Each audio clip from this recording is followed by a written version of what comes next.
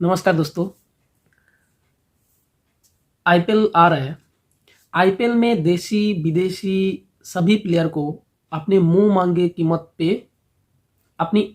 कीमत पे खरीदते हैं।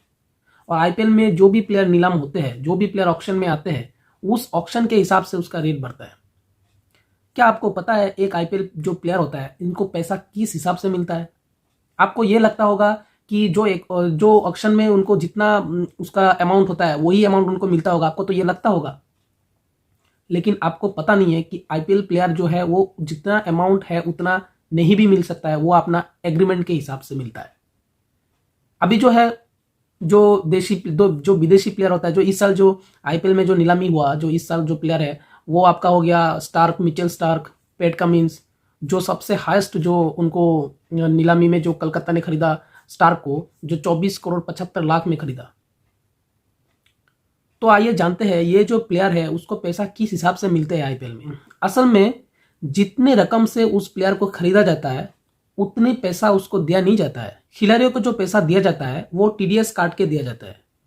चलिए देखते हैं आईपीएल में जो प्लेयर है उसको किस बेसिस पे और कैसे उसको पैसा मिलता है। आईपीएल में जब भी फ्रेंचाइज अपना जो प्लेयर को पेमेंट करते हैं तो वो टीडीएस काट के दिया जाता है। अभी जो टीडीएस है वो फॉरेन प्लेयर और जो डोमेस्टिक प्लेयर है उसमें अलग अलग टीडीएस करता है। जो अपना जो डोमेस्टिक प्लेयर है उसका जो टीडीएस करता है वो 10% टीडीएस काट के जाता है, जबकि फॉरेन जब प्लेयर को जब टीडीएस काट के पैसा देता है तो उसमें 20% टीडीएस काट के उसको पैसा दिया जाता है। उसके बाद प्लेयर को आईटीआर फाइल करना पड़ता है और जिसमें उनको पूरा हिसाब देना पड़ता है, पूरा अपना डिटेल्स देना पड़ता है आईटीआर फाइल करने में। आईपीएल प्लेयर को जो भी पैसा वो टीडीएस काट के जो मिलता है उसमें भी उस प्लेयर को अलग अलग हिसाब से पेमेंट दिया जाता है।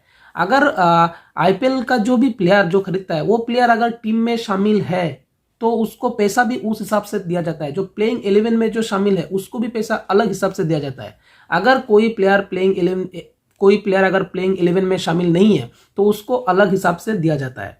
और कोई प्लेयर ऐसा भी होता है कि पूरा टूर्नामेंट जो आईपीएल होता है उसमें कोई प्लेयर ऐसा होता है कि मान लीजिए 10 मैच नहीं खेलता है या 2 मैच नहीं खेलता है, तो उसको भी अपना हिसाब से पेमेंट काट के दिया जाता है।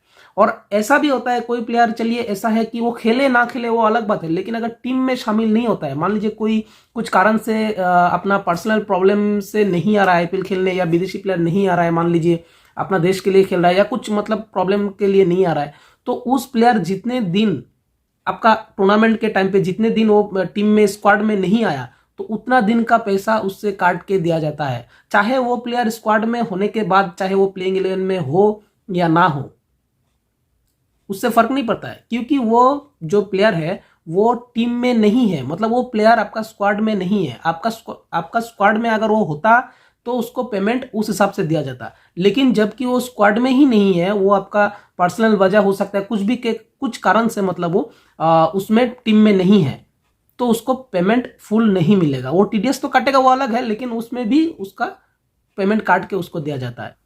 हालांकि ये सब भी जो है वो फ्रेंचाइज और वो प्लेयर के बीच में होता है और वो एग्रीमेंट के हिसाब से होता है। वो सब प्लेयर के लिए अलग अलग होता है। आई थिंक आपको समझ में आ गया होगा कैसे प्लेयर को पेमेंट मिलता है। तो आज के लिए इतना ही। नमस्कार।